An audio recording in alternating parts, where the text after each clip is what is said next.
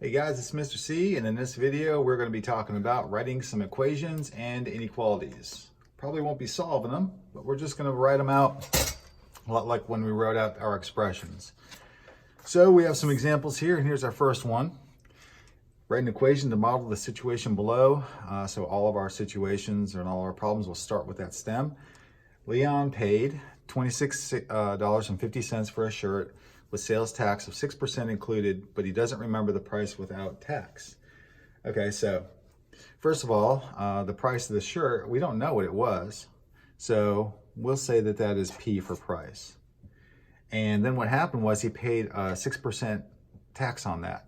So plus 0.06P. So the good thing is we already looked at this when we wrote expressions, so that's good. He paid $26.50 for that. $26.50. Now that right there would be an acceptable equation to write, except we can take these two terms and add them together, and 1P plus another 0.06P is really 1.06P equals 26.50. Now that's a one-step equation. All you have to do is divide by 1.06 on both sides and you'll get your answer. But that's not what we're doing today. We're just writing the equation, and then that is our goal. So example number 2, Janelle tips 20% for service at restaurants. When she left a restaurant, she saw the total she paid for her meal was $14.82. Okay, so what we need to know then is we need to know what the price of the meal was, because she saw the total she tipped, but she doesn't remember how much she paid for it. So we're going to let M equal the price of the meal. You could use anything. You could use P, whatever variable you want, X. I'm going to choose M. And if she tipped 20%, that's going to be plus 0.20M. And you could have just put 0.2 there. That's fine. But I went ahead and just put 0.20. It doesn't really matter. And then she paid $14.82 total. So a lot like the last problem, we can go ahead and take these two terms and add them together. 1.2 or 1.20 if you prefer. M equals 14.82. And then that's as far as we're going to go for that one. We have our equation. All right, next example. Mark buys 5 movie tickets online for $60. The online fee for each ticket is $1.50. Okay, so he's got 5 movie tickets. Let's let T stand for the tickets. And so then 5T would be the amount of money he's spending on the tickets. And it says the online fee for each ticket is $1.50. So what happens is he's going to buy 5 tickets. So plus the 5 tickets he bought, and each one has $1.50 fee associated with it. And all of that is equal to $60. So if I write my equation like that, it's okay so right now, but I can actually calculate this right here. And so I could actually write 5T plus 5 times $1.50 would be $7.50, or just 7.5 equals 60. And now we have a 2-step equation that we could solve, even though we're not going to. We will later. That's a 2-step equation, and then we're done with that one. All right, let's take a look at this one. Ellie received a 15% discount for renewing a magazine subscription, and she paid $26.35. So if you receive a 15% discount, there's a couple things you could think about. You could think about, let's say M for magazine. If you have the total M, you could subtract for the discount 0.15M, right? Because that's the whole, and that's the subtraction of the 15%. But what's going to happen is you're going to wind up with 0.85M. Because if you take 15% off of 100%, you're going to be left with 85%. And that's how we really need to think about these, especially with the subtraction, with the discount, is if you're taking something off, just take it off 100% and 85% is left. So now I can say 0.85M, and that's going to be equal to how much she paid, $26.35. And this equation right here would be the one I would want.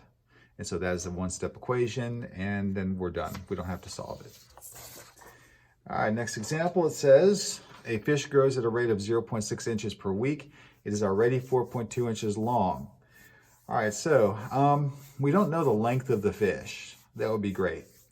And so if we want to know the length of the fish, we're going to have to get a couple things. It's going to grow 0.6 inches per week. That's a rate. And so if L is the length of the fish, we're going to want W to stand for the number of weeks that we're letting that fish grow. And so 0.6 inches per week, that right there, that term will give us the amount of growth per week for however many weeks we let it grow. 1 week, 2 weeks, 3 weeks. It's already 4.2 inches long, so its total length has to also add in that 4.2 inches that it already is. And so now, if you just plug in a number for W for weeks, you'll get the length of the fish back. Just multiply 0.6 times the number of weeks, add 4.2, the original length, and you'll get the new length of the fish. And so that one right there is how you would make a two-step, well, it's not a two-step equation, it's an equation with two variables in it. Very common. All right, let's take a look at this one. The perimeter of a rectangle can be found by adding up the lengths of its sides. Each pair of sides of the same length. So if you, let's say you draw a picture of a rectangle like this. And you have, let's say that's the length, that's the length, that's the width, that's the width. And so you have two widths and two lengths. And so the perimeter of the rectangle, P, is going to be equal to the distance all around, 2 L's plus 2 W's. And we've probably all seen that formula before for the perimeter of a rectangle. And so that is all you have to really write for that one. Okay, this one says the surface area of a cube can be found by adding up the areas of all 6 of its sides. Each side is a square of side length S. Let's draw a cube real quick. So if we have a cube, and then we have another square right here, and we connect like that, and I don't have dashed lines in here because I drew with a marker, so I can't erase. Basically, you have the surface area of the cube found by adding up the areas of all 6 of its sides. So here's a side, side, side, side, side. And you could go around this whole thing, and every one of these edges is going to be a side, right? Okay, basically a side length of one of these faces right here, adding up the areas of all 6 of its sides. So when they say sides, they're really talking about, and let me use a different shade of marker here. When they say the side of a cube, they're really talking about something like this, aren't they? Right? That would be a side. Like when you roll a die, you have a side that shows. The square itself also has sides. So you got to be careful with those two things that you're calling sides. All right, this says you add up all the areas of all 6 of the sides. So a cube has 6 sides. Okay, each side is a square. And you find the area of a square side times side. And so for this side right here, which we really should call a face, because that's really what it's called. For this face right here, it's side times side because it's a square. And so that area is S squared. And if we want to know the surface area of that whole thing, we can say that equals, and let's call that A for right now. So the area, the surface area of that whole cube, an equation would be A is equal to 6S squared. And then that's it. All right, let's take a look at this one. Okay, so now we have an inequality. And this one says, Kristen can afford to spend at most $50 for a birthday dinner at a restaurant, including a 15% tip. Okay, so let's take a look at this one. So we have, let's say, X is the amount of money that she can spend, right? Now she's going to add a 15% tip onto that. So plus 0.15x. Again, X is going to be the cost of the meal, the birthday dinner. Okay, she can spend at most $50 for that. And so the 50 goes here. And the question is now, what sign goes here for our inequality? Well, let's think about it. That 50 is a ceiling that you can spend no more than that. It says at most $50. At most includes $50 too, doesn't it? Okay, so if it can be $50 or less, we're going to put less than or equal to 50 in there. Now, we can do one other thing. We can add these two terms together, and we can say 1.15x, the cost of the birthday dinner, has to be less than or equal to 50, which is the amount of money she can spend. And that's it for that one. All right, let's take a look at this one. Okay, so Brent is ordering books for a reading group. Each book costs $11.95. And if he orders at least $200 worth of books, he will get free shipping. Okay, so let's talk about how much money we've got. Each book costs $11.95, so 11.95. And let's say B, number of books. This is going to give us how much money he's going to spend on all the books, however many he buys, right? If he orders at least $200 worth of books, well, at least means it can be 200 or greater, right? So if I put a 200 right here, it can be 200 or greater.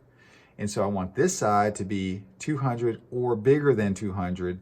So I have to put in this symbol, greater than or equal to. So it can be greater than or equal to 200, and he'll get free shipping on that. All right, a couple more. Wendy has a prepaid cell phone that costs $1 per day plus 10 cents per minute she uses. She has a daily budget of $5 for phone costs. Okay, so it's going to be $1 per day, done, plus 10 cents per minute she uses. Now, we don't know how many minutes she's going to use it for. So 0.10, and let's say M for minutes. And that relationship has to be something with 5 over here. And so she has a daily budget of $5. So she can spend up to and including $5 for phone costs per day. So what symbol do we need here now? So we need all of this cannot exceed 5, right? It can be equal to it, but it just can't go over it. So we want all of this to be less than or equal to 5. And that's the symbol we need. See, students usually don't really mess up on this part, they mess up on that part. They'll put that symbol this way, or they'll put an equal sign there, and it's really an inequality. Okay, and the last example. Softball team is selling cupcakes in order to pay for new equipment. They have saved $200 already, and they need a total of at least $600 to buy the equipment. They plan to sell each cupcake for 75 cents. So, if they sell each cupcake for 75 cents, then 0.75, and let's let C stand for the number of cupcakes they're going to buy. This gives us all the money they're going to make on cupcake sales. Now, they already have $200, so plus 200, and then they need a total of at least $600 to buy the equipment. So we know that $600 has to come over here somewhere. Now, let's think about it. At least $600, so they can go over 600, and they can have 600, they just can't go under 600. So all of this is the amount of money they've got. That has to be greater than or equal to $600 to buy the equipment. All right, guys, this is some good examples for writing equations and inequalities. Make sure to like my videos and subscribe to my channel, and we will see you guys later. Bye.